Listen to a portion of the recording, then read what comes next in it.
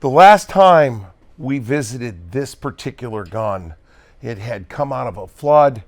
It had a lot of rust on it that went on real fast. We had wood we were trying to keep from checking. Okay, so we get all the rust off of it. We get the wood to stop. And we start looking at this gun really seriously. And it used to have a ventilated rib on it. And I'll show you evidence of that. There are shiny spots where the rib had been pulled off. The gun was made in the 1930s. So the screw and chokes that it's been threaded for are probably not original. This particular gun is where you begin if you want to add parts to it. So let's talk about a bayonet and a heat shield. So let's modify this thing into a faux trench gun and get on down that rabbit hole. Let's go.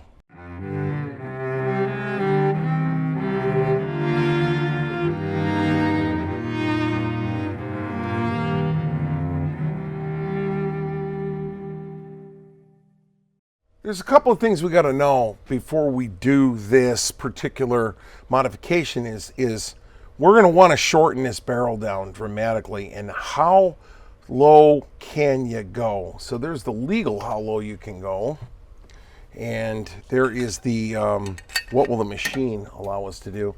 So in this particular case, I've got the barrel screwed in so that when I put the bolt in, let's get this up in there.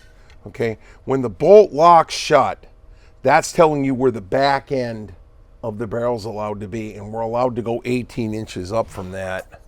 And I will drop a rod down this muzzle and allow the rod to touch off on the face of the bolt, but basically it's right here. So 18 inches, which is as short as you're allowed to go with a shotgun, is basically right there. All right? Don't cut a barrel to exactly the length you're allowed to go. You got to leave the next guy 1/8 of an inch or so in case he's got to clean up a crown, or to just make sure that you're, there's so much low-hanging fruit in this game, it's hitting us in the nuts. Why would you be that stupid? Okay, anyway, we got that, but then there's the question of how short can the magazine tube be? So the mag tube, by the time we do that and we add the cap to it, okay, we're going to be right out about our 18-inch number. The other thing you got to watch is when you shorten a gun like this is you don't get to a point where you can get your finger around the end of the barrel like this and blow the end of your index finger off.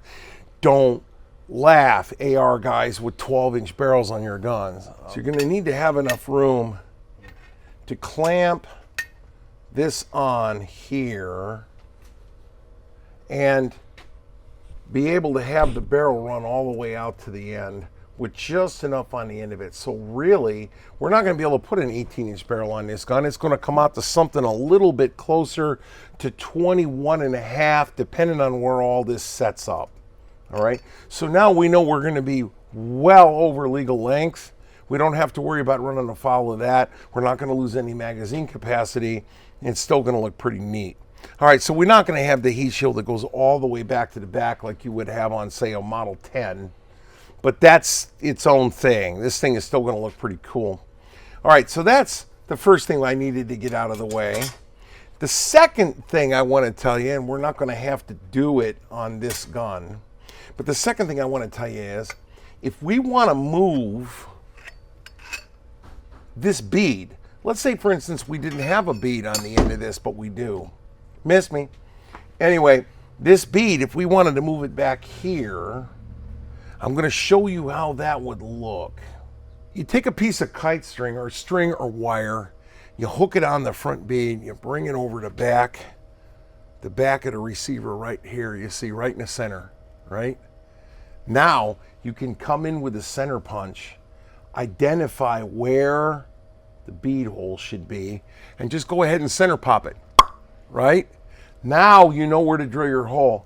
Now you can cut the barrel off. Now in this particular case, we don't need to do that because we've got a front bead on our appliance here. But that brings me to another question. How do I keep this thing from rolling around this barrel? Ha-ha! We're back to the top of the bench. Ordinarily on this gun, this cap goes into the magazine tube and it rotates, and the interrupted thread rotates 90 degrees, and then it holds everything in, and that's it. In this particular case, we need a 1/4 of an inch hole and a stud sticking out of this that will fit down into this hole to keep this thing from rotating, and it'll tie it all together. To clean the gun or take it apart, you're going to have to take this entire unit off the front. The gun's going to be a compromise, but it is what it is. Hey, the last thing is I know we said we didn't need to put this hole in here, but you need to mark where this bead should go, because there may come a time when somebody wants to take this appliance off and run this gun, and they'll be really happy. The next guy will be really happy that I put a tick mark there for where the bead should go, because I am usually the next guy. I've mounted that nose cap inside a 4-jaw chuck, and I've got it running straight. And what we're going to do is bore a 15/64 hole in it, and that will allow me to put a 1/4 of an inch stud down inside that hole as a press fit, and then we should be okay.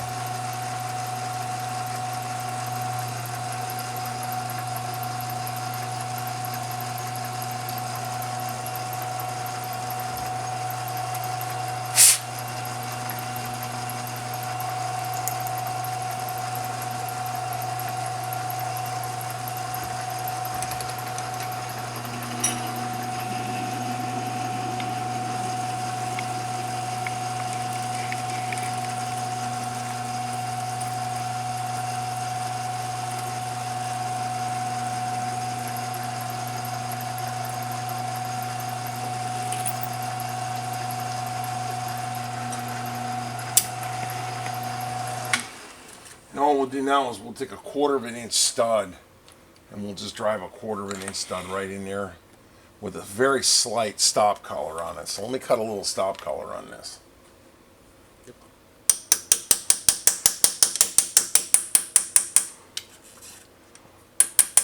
Drive-in fit, and it doesn't interference here.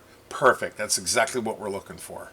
After we drilled a hole in the magazine cap, we took a bar that's slightly over a 1/4 of an inch in diameter, and we turned it down to about 255 in diameter here, put a little bit of blue Loctite on it, and then just squeezed it in a vise and stuffed this pin in. So now we've got a pin sticking out of the front of that cap that's going to prevent or align the magazine tube in the front and align the bayonet mount.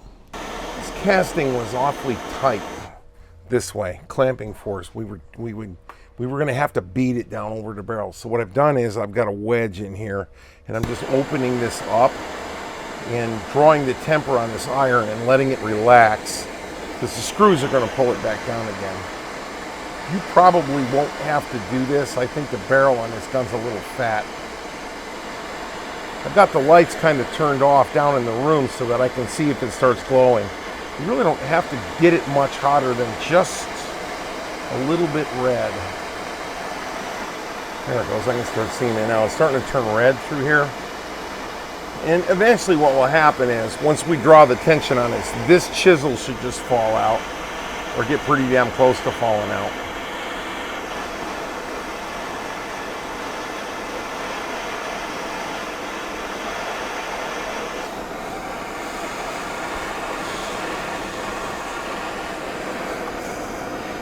Bruno noticed that there's something rather ironic about having to take a torch to a heat shield. I'd buy that. Okay, some stuff has happened here. I've jumped forward a little bit because we ran into some engineering issues here, and I had to figure out how we were going to solve these engineering issues. When we open this clamp up, the clamp opens, but the holes open up, and I'm going to exaggerate it. They're going to open up like this. Okay, so this set of threads that used to be concentric in the back is now tilted up like that. And the way to really see what we got to go around is this. Look through the holes. Okay, so right now the barrel is in the way. And you say, well, just cut slots through the barrel. And I've seen that done, and I've actually seen guys cut slots through this barrel and perforate the barrel. Will it ruin the gun? No, but the things that when you put the screws through, now you have 3 bore obstructions. Let's not be doing that. So how are we going to get around this? And then we'll pull back out, and I'll show you what everything else is going to be. But if we've got we've got this hole and that hole, and the barrel's in the way. We need to drop the holes down. These are metric screws, and they're not very big. They're about a number 10 screw, right? And we're gonna go to larger screws. So what we're gonna do when we open this hole up is we've got the hole here, and then what we're gonna do is make a hole that's this big around and go to the next largest fastener. And then we're gonna drop the bottom of the hole enough that we can get the screws through. And here's why we have to do it this way. Let's say that the outside of this barrel is 880 thousandths, 883 thousandths. We'll call it 880 in diameter up here. It's a little bit larger in diameter here, but we're gonna call it the worst case scenario is 880 here. And then I've got a bore mic here, and we're gonna stick a bore mic down this thing. All right. And we're going to notice that the inside of this barrel is 735 thousandths. So we'll call it, let's call the inside of the barrel 740 to make the math easier. You've got 880 on the outside, 740 on the inside. That's 140 thousandths of an inch divided across two walls. This barrel is only 70 thousandths of an inch thick. That's 10 or 12 sheets of paper, guys. Don't be cutting notches across this. You can't do it. You got to modify the mount. You may have also noticed that I took the heat shield off this thing just to get it out of the way. We'll put the heat shield back on it. It's a couple of little rivets. We'll take care of it. You won't have to take your heat shield off, but I took it off because there's some other stuff going on here. All right. We hung the bayonet to make sure that the bayonet is free and clear and can go around. We'll probably cut the end of the barrel off right there, flush with that bayonet lug. We'll cut it off like right there. So there'll be that much barrel sticking out. It'll look pretty good. We've tapped this thing around so that optically the front bead is in the right spot. And the way we did that is this. And here's the original hole. We're gonna come back to this bead, and we're gonna come back to this set on, we're assuming is a cut that was made in the receiver on a jig, right? So this is corresponding to that, which is corresponding to this. So now I know I got this thing on there in the right spot. So then what we'll do is this. I've got this little corner stake just because, well, I have a corner stake and you don't. And what we're gonna do is come up right up here on the muzzle. We're gonna roll down in here. We're just gonna put the slightest little tick mark at 90-degree angles. Let me get that back up in there and get that right. This comes down here like this, and we've got a small lineup mark cut in the nose. So now we know when we put the gun back together after it's been cleaned, we know. There's one other thing you can look at that's pretty hard to see, but when you look straight down on this, the walls of the barrel and the walls of the magazine tube are parallel on both sides. If you had this thing off, these two tubes would look like this. This would go like that, or it would go like that. And what we've done now is this lines up with the winder, lines up with the bead, lines up with the old hole. And that's why I haven't cut this off yet. So now we're gonna slide this thing out a little bit. And there's a reason why I'm pounding on a piece of wood to pound on this. We're gonna slide this thing forward and slide it off this just a little bit. And you see this is all really tight. All right, well, let's come down on that a little bit more. Okay, we're good. I don't have the greatest angle here. Okay, so now that we're off, we can see where we put that pin in, and the pin is now in the cap. The pin goes up here in the hole, and all this ties together so it's not flopping around up here loosey-goosey, because at the end of the day, we're gonna run 12 gauge double-aught buckshot down this thing, and it'd be nice if it would all stay in one place. Having to beat an attachment off the end of the barrel is unacceptable. You should not need a hammer to get this apart. What went on was, this casting is probably a copy of a copy, and it's too small, so we needed to bore. The inside of this thing was about 800, and we had bent it to get it open. That created other problems that I'll talk about later. So we went ahead and put a 2930 drill bit down the center of this thing in a lathe to bore it out. We packed it, put the clips in it, and then went ahead and bored it out in the lathe. And here's what that looks like. So we put that in the lathe, and in order to chuck that, we have aluminum blocks just sort of to hold on to it. And then we have that one tall block up there on the top. And what that tall block's doing is allowing us to get the upper jaw clear of all of the obstructions and still hang on to it. Yes, it's technically unbalanced like this, but we're not going to be spinning it fast enough to even notice, because that chuck outweighs our workpiece by probably 100 times. All right, so there you go. So the whole idea is going to be now we're going to clamp a drill bit in the headstock or in the tailstock here, and we're going to throw a run a drill bit up inside this thing because we happen to have drill bits that are big enough to do that. Okay, so what we're doing here is getting a rough idea if the outside is concentric or not. So what Rick's doing there is making sure that we're in the middle of the dial indicator's range of motion so that we don't get lied to. And he's just going to walk the chucks around a little bit to get that needle to stop swinging. And when we're successful, that needle will swing less and less. There you go. That's pretty, see, we're down under 0.005 of an inch now. Now the outside of this thing is a casting, and this is not a rotating component, so we're not tilting windmills here. We're just getting close. We're down about 2.5 thousandths, if I can read that right. That's correct. That's correct. Very good. See, the thing you guys got to remember is Rick's not a gunsmith, and I am not a machinist, so I'm attempting to narrate something that I don't really know what I'm doing. Here we go. Now, where Rick's experience comes in is that he knows how to jig this. Very good. You got it about as close as you want it? Now, here's a thought with the camera going. Yes. If this side and this side are concentric now, yes, since down here is very, very large, right, and up here is very thin. If I move this side over to where I'm reading the same as these other 2 points, right, I have 3 points that are all dialing in, which will tell me the 4th point is in its so position. It's a virtual, right. Very good, very good, very good. So, and that's what I'm attempting to do right now. Yeah, outstanding. So he's just doing that. He's moving the pairs of jaws this way. That set goes this way, this set goes this way. So if he wants to bring it closer to you, he just backs this jaw out, pushes that jaw, and then it shoves it over. Very good. So we have, it looks pretty close to 0 there.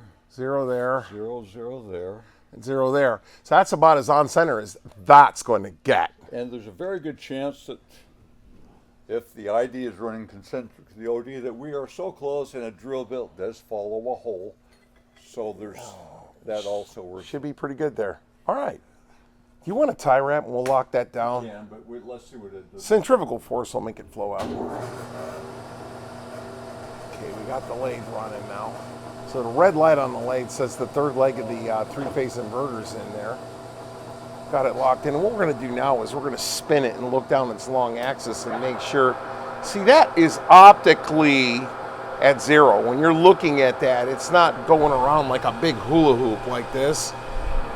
Yeah, okay, so that passes our idiot check. So now we're going to mount a drill bit. So when this goes in, you have the chuck here, and then there's a taper in there, and now the drill bit will slide in, and there's a drive dog on the back of that drill bit, you see. So when all this goes together, that slides in, and you roll that around, and it'll slide down inside there. And then that'll give us the torque to drive it. Give it a good smack, and it runs up the taper and grabs itself.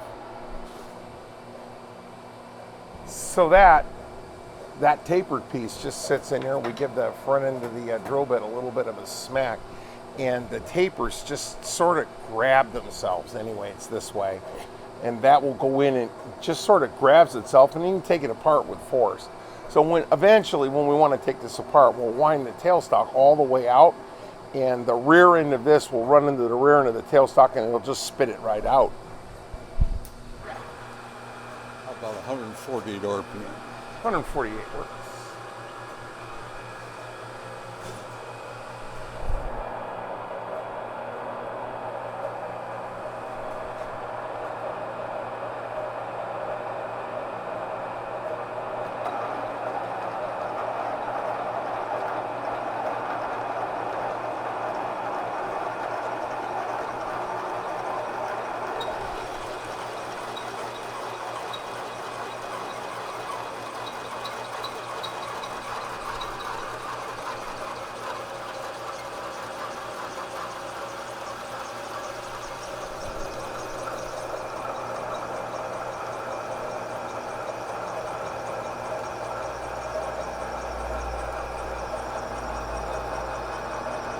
let's pull that out and get a look at what's going on up inside the bore, huh?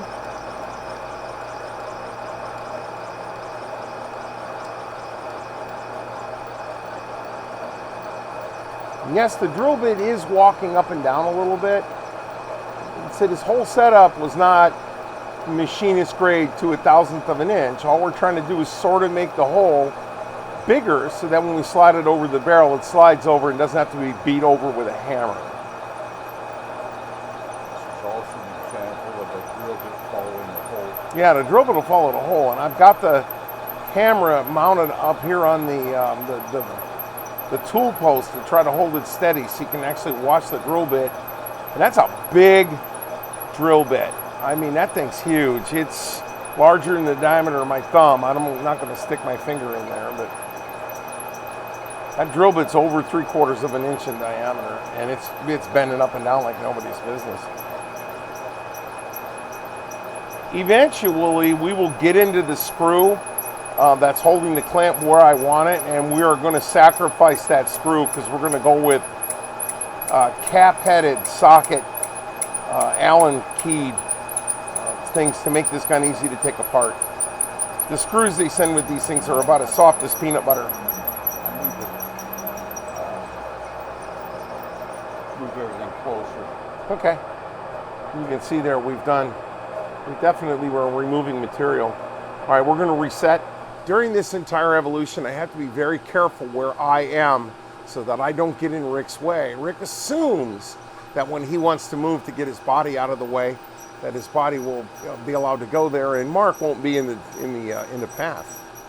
This whole thing just sort of fell apart on me, and I let it come apart because we needed to have the heat shield part of it off to be able to go turn it in a lathe. But when I put this back on, this whole thing was held on by a rivet going through a hole right here, and a rivet going through a hole right there, and I've got the rivets. We'll do that, but I want to solder this thing first. So we've gone in with a little bit of sandpaper here, and we've just kind of roughed this up, and we're taking all of the oxidation off, and we're making it nice and shiny. Now it's only going to stay that way for a little while. It's not going to stay oxide free for very long. In fact, I would tell you, you got about 5 minutes to get some tin on this. So we'll get it hot here. I'm just going to let it start cooking. You'll see it start to sizzle, and eventually it will get hot enough to melt the solder on its own. Do not melt the solder in the fire. There we go. So once you get enough solder on that, you can come back in now with this flux brush and then just make the solder go everywhere. And I'll roll this and get down underneath here, but it only has to come down about that far. So once you have that tinned and you have this tinned, then it will be a matter of jigging this in the correct position, and then all I got to do is get it hot. I don't have to, there's so much more mass in this part than in this part. You would never be able to get a successful solder joint because you'd overheat this and underheat that. Your flux should not turn jet black, and the parts should never turn blue. If you turn a part blue when you're trying to do a solder joint, you got something way too damn hot. I have it jigged here now where I've got the vice jaws clamping it. I've got these two drill bits sticking out of it, sort of getting the rivet holes lined up. And I've got it laid up now to where all I got to do, put a little bit of flux on this right in there, and then just get it hot. I don't even have to get both pieces of it hot. All I got to do is get it hot, and it'll just suck the solder right in. Right? We don't have to get both pieces of it hot. Now, does it hurt to get both pieces of it hot? No. But like I said before, if you look at the differential mass between how big this is and how thin this is, this part here will get hot fast. Meanwhile, where I've got it jigged up in the vise, we're wicking a lot of heat off into the vise jaws. So what I just did there, as soon as that sets up, I should be able to just have this whole thing be in one piece here and be able to handle it, you see.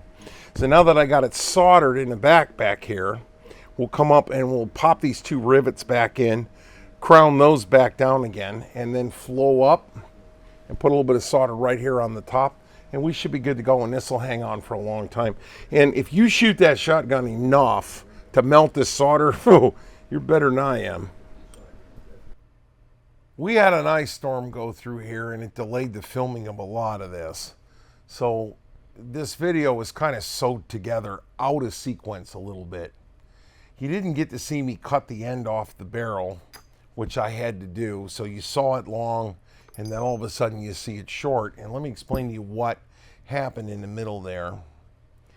What it's going to take here to get these screws through the nose of this was a little bit more than the average bear. We tried a lot of things. We tried making those things fit by making these little hourglass looking things. That doesn't work because you have threads on one side, threads on the other. It's almost like a half nut on a lathe. But the big deal was you need to be able to take this apart to be able to clean the gun. Right now you cannot take the barrel off. So let me get these apart and show you what it took to make all this fit.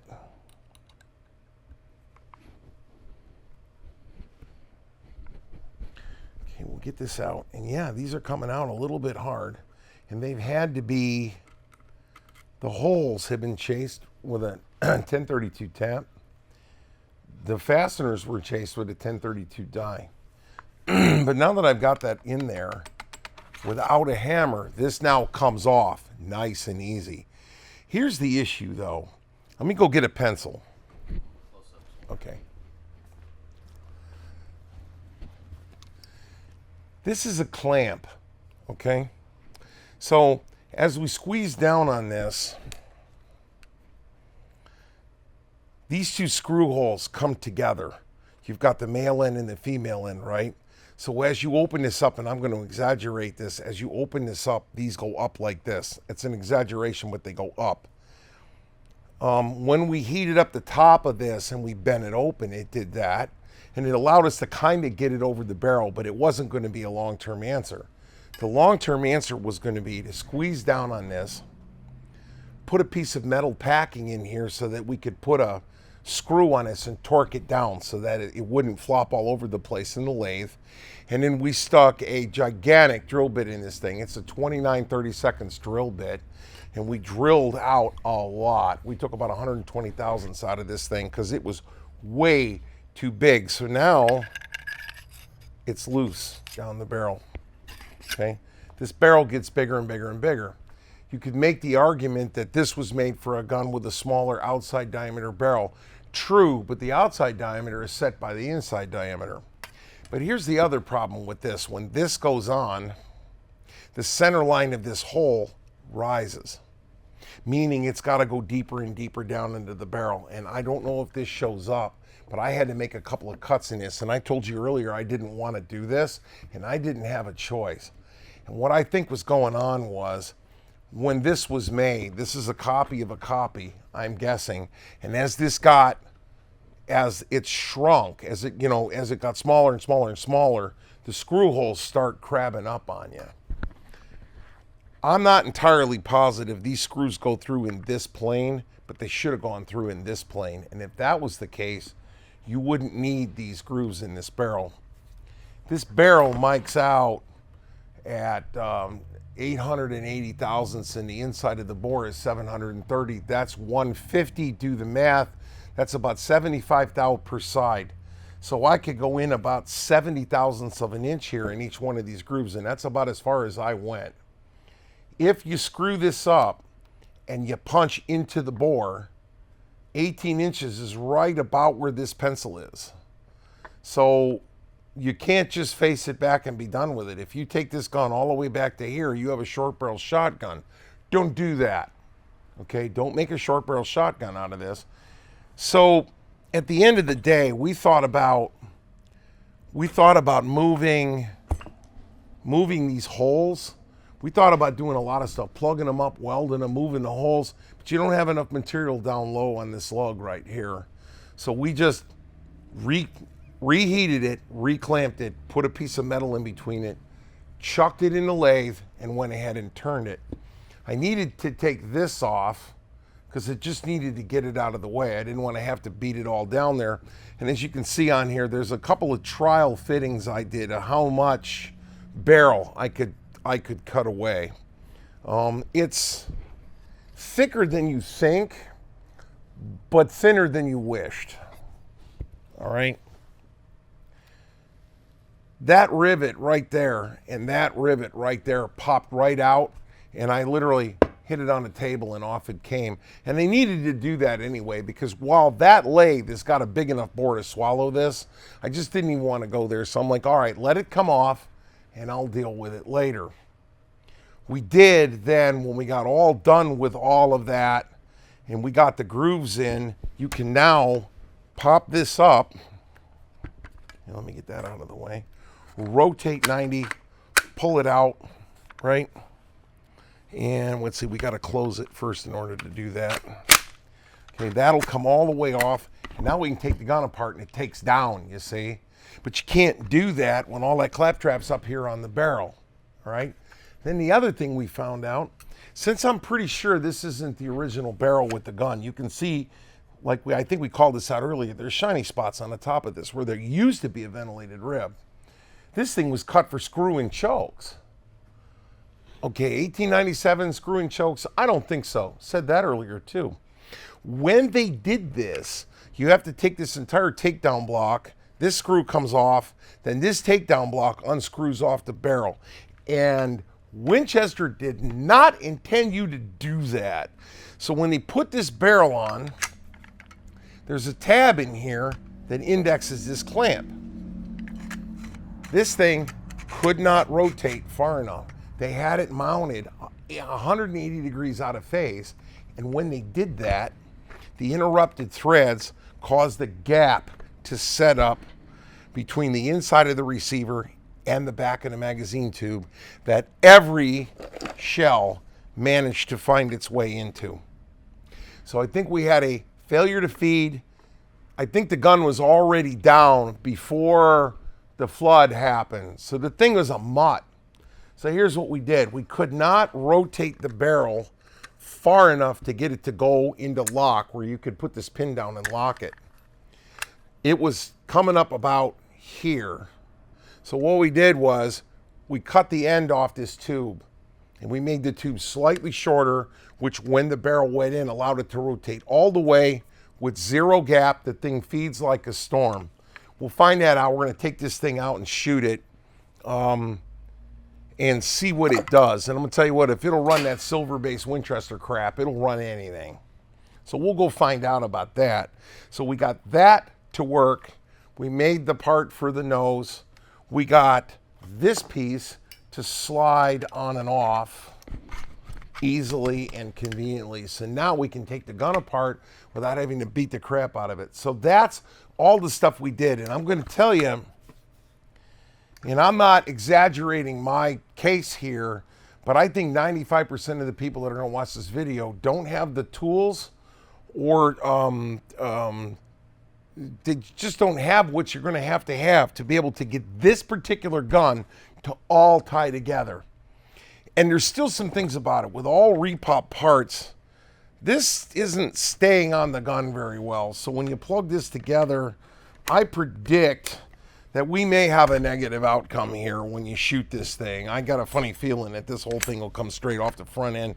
We'll find out. So we're going to go outside now and shoot it because we're running out of daylight. And we're all kind of out of sequence. And I tried to film things.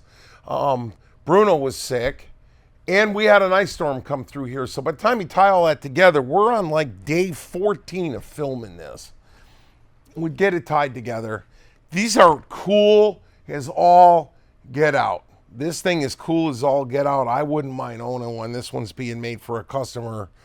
And this is the gun you do it to.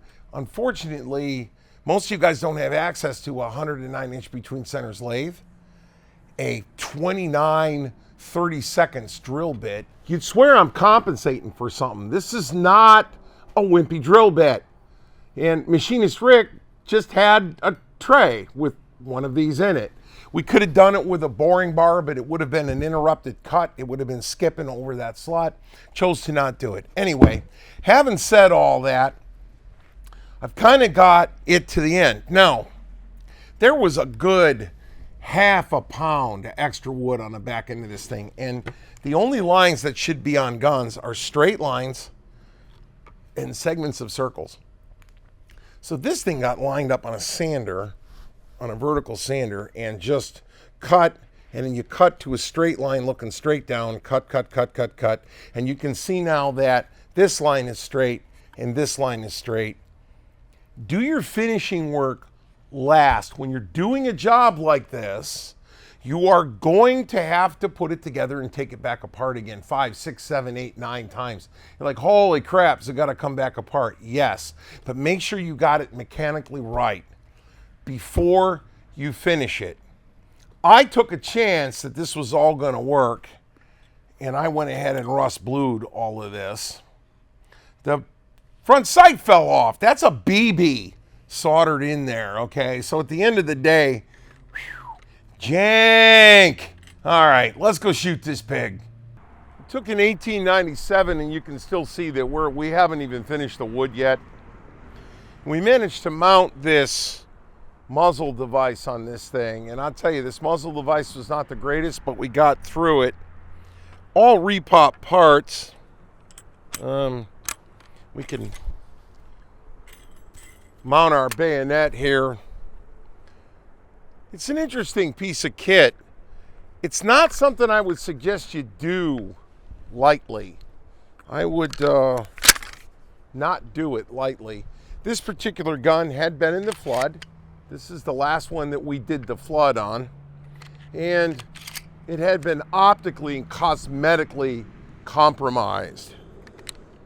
However, its internals were actually in very good shape. This barrel is not from the 1930s, so someone had put the barrel on. They didn't get the magazine timed right. There were a lot of things that happened, but at the end of the day, it's not a half bad piece of kit. It is a 97, and you can do that. And on that note, something like that.